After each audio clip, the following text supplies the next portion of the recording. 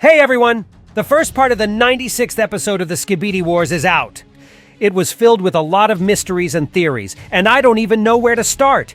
If you really want to see the new race of computermen and find out the real reason why they were banished, put all your business aside for the next 10 minutes and trust me. Today I'll analyze the first part of episode 96, and then show you all the secrets and Easter eggs you definitely missed. What are the powers of the computermen? Where did you miss the secret agent reappearing again? Is it true that Toilet Emperor has finally decided to return to the battle? Get your tea and snacks ready and watch this video to the end. It'll be the best 10 minutes you're about to see today. Let's go! This incredible episode is already on your screens. It all starts from the main base of the Skibidi army, and you see Toilet Emperor. By the way, this is the pose you saw him last time in the leak that Verlance showed us in his Discord channel. There's a conversation between the freaks, and Malware tells Emperor that Trititan has regained his composure. Emperor predicted it already, so he replies that it was a stupid decision to try to control the big boy's power. And hell yeah! You're right, man! The Alliance did make a mistake when they decided to improve Trititan in episode 83. They purposely ignored the warning on the screen and probably thought Trititan could handle this huge potential. But it turned out to be much more complicated than that. Malware opens his mouth again and says that it's a good idea to stay out of this battle, as Trititan will do all the work for them and weaken the Alliance and then himself. Emperor seems to be tired of waiting for the Skibidi army to take over the world, and replies that all the land will be in his possession soon. And at this moment he shows you his swordsmanship. His hands are able to rotate in a circle, and it seems that now in a melee battle none of the Titans have a chance against him. The only one who would be able to stand up to him and withstand such blows is Sonar Titan. Because you remember how strong his protection is. It makes a lot of sense, because his main fighting style is exactly melee. But unfortunately, now this guy is infected, and only one race can change the outcome of this battle. The camera changes its perspective, and now the action takes place from the POV cameraman. It's been a long time since we've seen an episode from the cameraman's point of view. The last time it happened was in episode 78, and to tell you honestly, I've missed those POV hands. Okay, you see the wounded big speakerman? It looks like someone shot his little brother with a huge spear. Maybe it was the police toilet from episode 65 of the original series, who used the exact same weapon. Blood gives a thumbs up and heroically goes to a better world.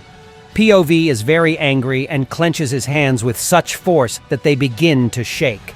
By the way, we are watching all this from the big speakerman's point of view. He is wearing the exact same white suit and gloves as his destroyed brother did. A couple seconds later, Toilet Emperor arrives in town. He shows off his swords, and then proceeds to demolish the city. POV retreats to safety and pulls out a tablet on which you see the phrase, "Connection lost. Support unavailable." Big Speakerman throws his tablet away in a fit of anger. By the way, at this point you see an advertising banner that says "Man." Then the fool you saw in the leak comes into play. He's going to destroy POV, but at the last moment leaves us to be torn apart by toilet malware. The scavenger lifts some debris into the air and hurls the blood speaker at your direction. As I said in the last video, the events will take place in the city. But why is it all shrouded in red sky? And who destroyed the big speakerman? You already know that the red sky means that Trititan is coming. And also in the beginning you could see the snow. And the same thing happened before his appearance in the 93rd episode. That means the big boy was already here. He was the one who destroyed Blood.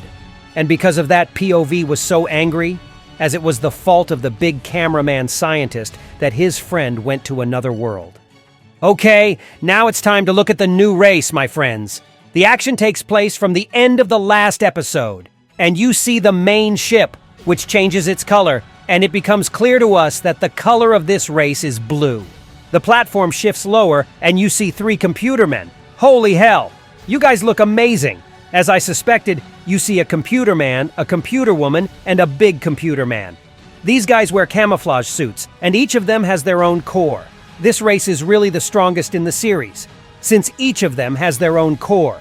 Instead of heads, these guys have computer monitors, and it looks like Computer Woman is looking at the Alliance with disdain, but Computerman is clearly happy to be back. The image on his screen changes, and he starts downloading speech synthesis. Here you can see a logo with 061 Company written on it. I couldn't find any information about it, So if you know what it could be a reference to, please write your theories in the comments below. I'd be very interested to read them. Computerman addresses the Alliance with the phrase that they have finally come crawling for help, and is clearly mocking them. It looks like everyone is already regretting asking them for help, and the TV woman emoji is like saying, "Oh my god, what are you talking about, dude?" It's time to get down to business now, and TV Man asks them to follow him. Computerman turns to the big brother and asks him if he's ready to party like in the old times. His monitor is upright and looks a lot bigger. Such type of monitors were actually being used mainly for writing code and creating websites. The first thing our new friend tries to do is to understand the situation, and it becomes clear to us what this race was actually banished for. It's all about the fact that the leaders of the Alliance were frightened by the unpredictable actions of the computermen, and because of this, it was the most comforting decision to banish them. Then, he talks about that very warning on the control box in episode 83, which the Alliance decided to ignore, and due to that, the control over Trititan was lost forever. And at this actual moment, you might not have noticed one interesting detail. Guess who's decided to reappear on the scene?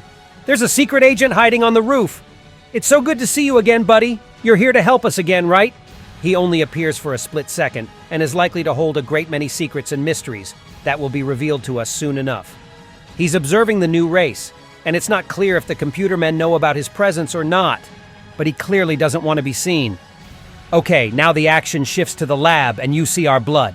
In case you didn't know, I told you about this guy showing up in the leak that Verlance told me about. As I suspected, this guy has a fully robotic body, and if you still don't know who I'm talking about, I'll refresh your memory. It's that Skibidi toilet from episode 85 who had a special brainwash device implanted in him, and now he's fighting on the side of the Alliance. Old friends didn't know about it and mistook this blood for an intruder. Computerman pulls out his knives, and you can see that he generated them just by uploading information about them. It looks really cool, and it also seems to me like this race is able to generate pretty much anything just by uploading data. I still don't really know why the Alliance decided to banish this race, though, because they are turning out to be so goddamn smart. I think that they are fully able to create endless amounts of weapons and valuable resources, and I'd absolutely love to see them in battle. Also, the big computerman shows you his abilities. He shoots a beam into one of this guy's arms, and now he is in control of it. At first, you might think that this ability may look useless, but wait just a second.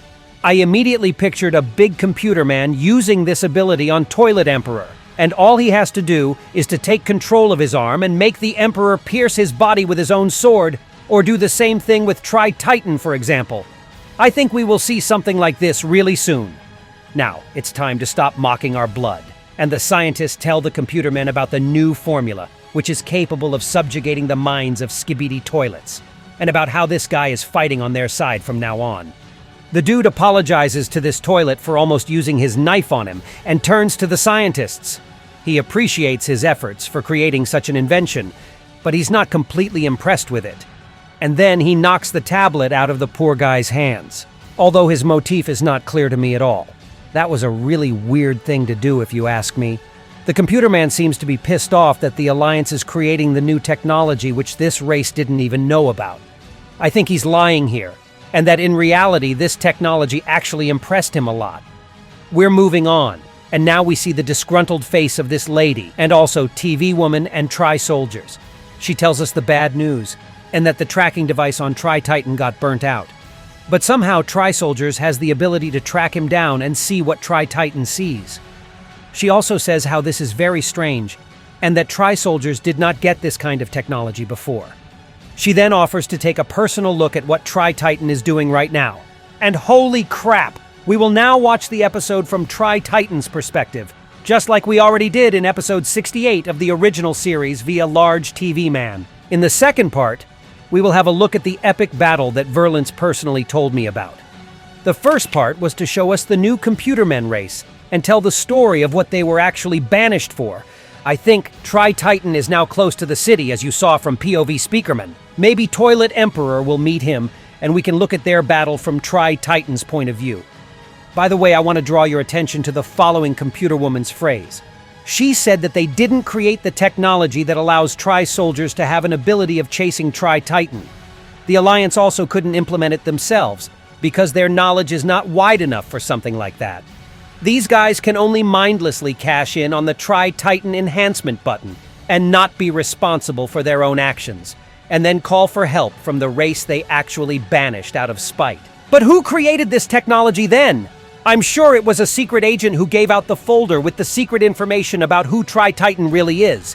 And I think he's very closely related to the computermen. Maybe he was their boss?